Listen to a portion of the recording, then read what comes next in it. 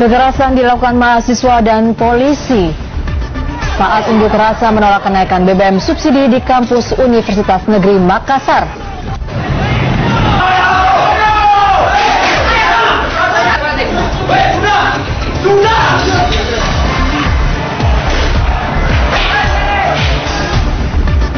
Kesepakatan damai Koalisi Merah Putih, KMP, dan Koalisi Indonesia Hebat KIH belum juga ditandatangani. KIH ajukan sejumlah syarat baru.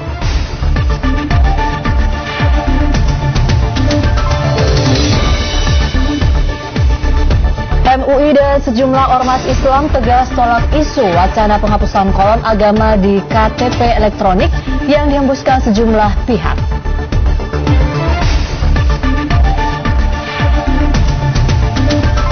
Dua warga negara Indonesia ketahuan ikut wajib militer sebagai tentara negara Singapura saat latihan bersama TNI dan Angkatan Bersenjata Singapura.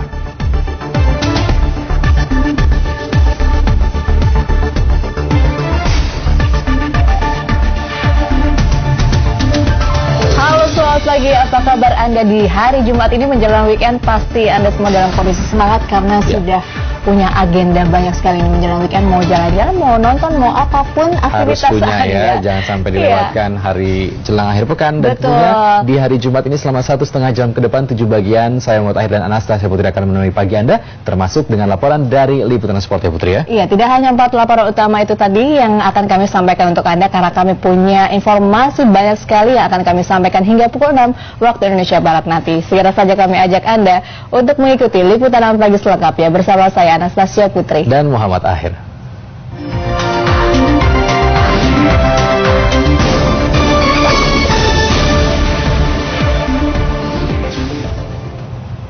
Informasi pertama kami awali dari peristiwa unjuk rasa menolak rencana kenaikan harga BBM yang terus berlanjut di berbagai daerah di tanah air. Nah, saudara, di Makassar, Sulawesi Selatan, unjuk rasa berlangsung ricuh, sedangkan di Serang, Banten, mahasiswa menyegel mesin pompa bahan bakar di salah satu SPBU.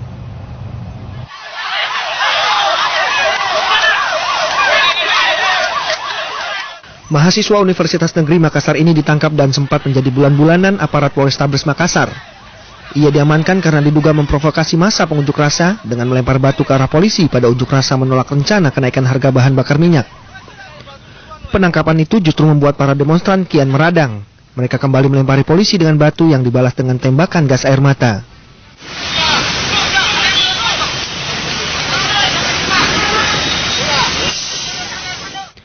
Mahasiswa pun akhirnya mundur ke dalam kampus. Ketegangan mereda setelah pihak kampus menjamin rekan mereka akan dilepaskan. Mahasiswa menolak rencana kenaikan harga BBM karena dianggap hanya akan menyengsarakan rakyat kecil. Saling dorong antara massa demonstran dengan polisi juga terjadi di Bangkalan, Jawa Timur. Mahasiswa yang berunjuk rasa menentang rencana kenaikan harga BBM menolak membuka aksi blokade jalan di depan gedung DPRD Bangkalan. Setelah dibubarkan, para mahasiswa melanjutkan unjuk rasa dengan aksi jalan kaki menyusuri Jalan Soekarno-Hatta. Namun saat melihat spanduk bergambar Presiden Jokowi, mahasiswa seketika mengambil dan membakarnya karena kesal dengan kebijakan pemerintah menaikkan harga BBM. Aksi blokade jalan juga dilakukan para mahasiswa di Tasikmalaya, Jawa Barat dalam unjuk rasa menolak harga BBM dinaikkan. Berbeda dengan di Bangkalan, polisi memilih mengalihkan arus lalu lintas sehingga ketegangan dengan pengunjuk rasa bisa dihindari. Setelah puas berorasi, mahasiswa melanjutkan unjuk rasa ke depo Pertamina Tasikmalaya.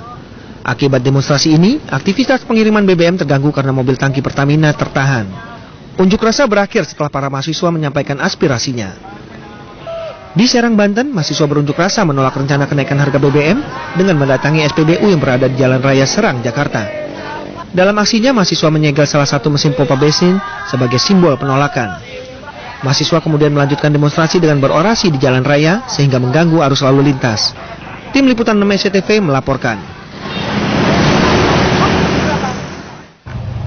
Saudara, tindakan polisi untuk membubarkan aksi unjuk rasa menolak rencana kenaikan harga BBM di Makassar, Sulawesi Selatan ternyata berlangsung ricuh, dan ini ricuh tidak main-main ya. Iya, bahkan ada soal jumlah wartawan yang sedang melakukan peliputan menjadi korban pemukulan polisi yang bertindak brutal sehingga mengalami luka-luka. Satu persatu mahasiswa diciduk dan diseret polisi saat menyisir pendemo di dalam kampus Universitas Negeri Makassar di Jalan Andi Pangeran, Petarani, Kamis petang. Aksi cepat ini sempat mengagetkan sejumlah pendemo yang bersembunyi. Belasan mahasiswa yang diciduk langsung dinaikkan ke mobil khusus dan langsung dibawa ke markas Polda Sulawesi Selatan. Tak terima rekannya ditangkap, polisi yang terpisah dari rombongan pun nyaris dikeroyok mahasiswa di dalam kampus.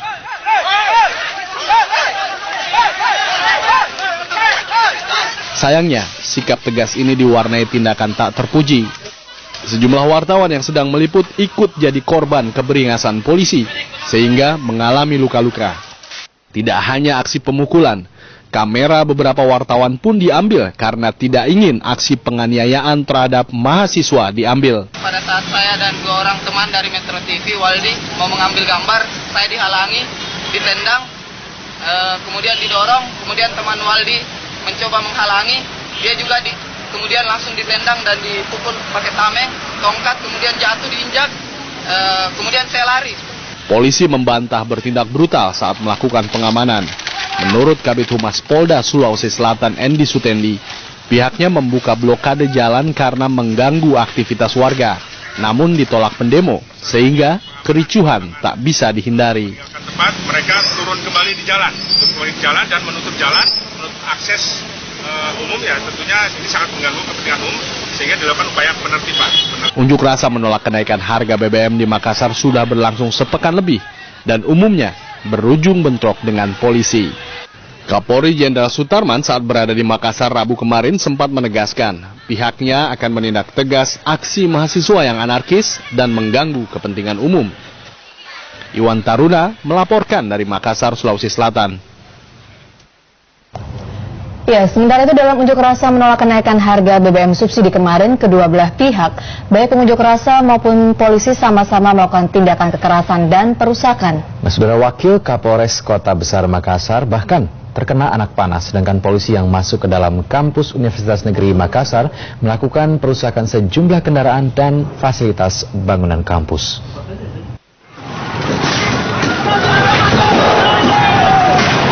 Saling lempar batu terjadi di Jalan Andi Pangeran Veterani Makassar Kamis sore, tepatnya di depan gedung kampus Universitas Negeri Makassar. Petugas kepolisian yang maju ke arah kampus untuk membuka blokade pendemo di Jalan Andi Pangeran Veterani dilempar mahasiswa pengunjuk rasa dengan batu.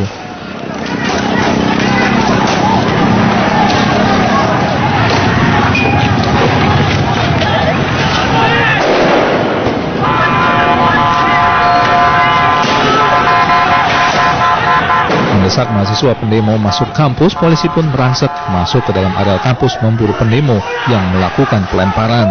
Saat masuk ke dalam areal kampus inilah terjadi pemukulan terhadap pendemo yang ditemui di dalam kampus.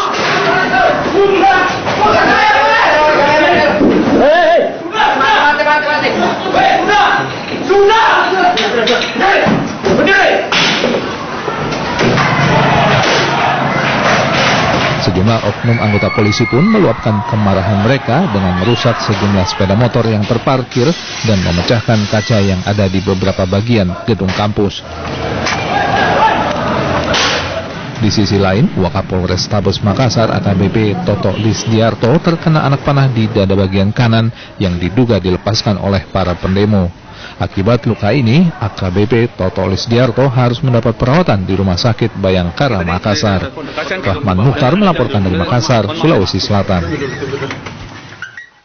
Tindakan berunjuk rasa sampai dengan membawa anak panah dan melukai Wakapolres sangat tidak dibenarkan, tapi juga perusakan di dalam kampus juga tidak dibenarkan, Putri, ya. Itu juga harus dilakukan oleh antisipasi dari pihak kepolisian supaya aksi demonstrasi yang berujung dengan anarkisme ini tidak berlanjut ke sejumlah daerah di Indonesia. Betul. Ini mungkin pihak kepolisian dalam siaga 1 barangkali. Harus menahan diri masing-masing, jangan terpancing emosi begitu ya. Sementara itu kita juga akan pantau bagaimana cuaca buruk yang masih melanda sejumlah daerah.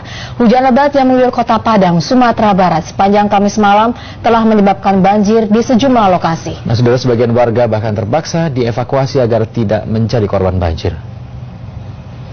Banjir terparah dirasakan oleh warga kompleks perumahan Tabing, Banda Gadang yang ada di Kecamatan Nanggalo, Kota Padang, Sumatera Barat.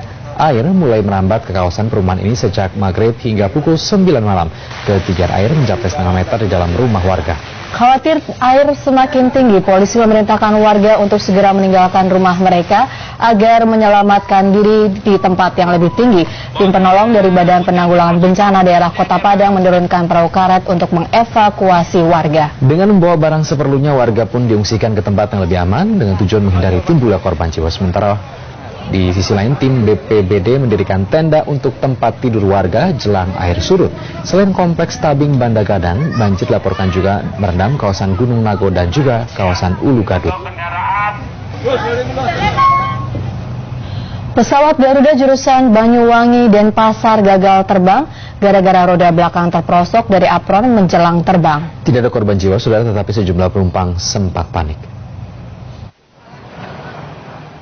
Pesawat Garuda jenis ATR 72600 ini tertahan di Bandara Blimbing Sari, Banyuwangi, Jawa Timur, Kamis petang. Rencana untuk terbang ke Denpasar pun tertunda hingga Jumat hari ini. Ini terjadi gara-gara roda belakang pesawat berpenumpang 72 orang ini terprosok dari apron saat persiapan menjelang terbang, sehingga pesawat tidak bisa bergerak. Sejumlah penumpang sempat panik, namun akhirnya diminta keluar dari dalam pesawat dan langsung diantar dengan kendaraan menuju ruang keberangkatan. Sudah naik tadi, Pak? Sudah naik. Terus kita suruh turun lagi. Posisinya pesawat mau ke belakang dulu, nah ternyata ke belakangnya kebablas. Mau putar balik dia nggak bisa, soalnya rodanya udah nyangkut di tanah. Tidak ada keterangan resmi dari pihak bandara maupun maskapai. Bahkan sejumlah awak media sempat diusir dan kameranya sempat dirampas dengan alasan tidak memiliki izin masuk ke dalam bandara. Tidak ada korban dalam insiden ini, namun akibat gagal terbang, para penumpang baru bisa diberangkatkan hari Jumat dengan menggunakan maskapai lain. Juda Widiawarsa melaporkan dari Banyuwangi, Jawa Timur. MUI beserta sejumlah ormas Islam tegas menolak wacana penghapusan kolom agama di kartu tanda penduduk elektronik. Menghadirkan liputan selengkapnya usai pariwara, masih di Liputan 6 Pagi.